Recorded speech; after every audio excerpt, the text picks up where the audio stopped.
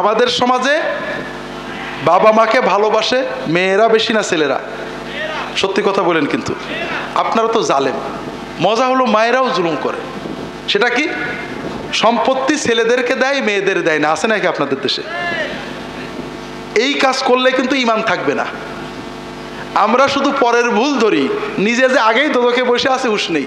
নামাজ বিশক্ত কাজা করেছেন, ধূমপান করেছেন, আল্লাহ কি বলে মদ খেয়েছেন, আল্লাহ মাফ করতে পারে তওবা করলে। তওবা না করলেও আল্লাহ মাফ করতে পারে বিভিন্ন কারণে।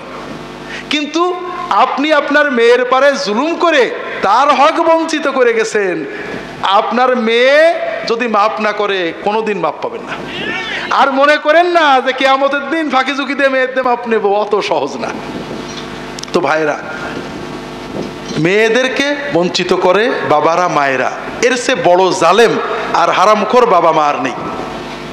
তারপরেও মেয়েরা বাবা মাকে বেশি ভালোবাসে। মা জমি দিয়ে যায়নি, তারপরেও দেখা যায় মেয়েটা বাপ মার জন্য গরিব দুঃখীর সৎকা করে। আছে না নেই? আছে।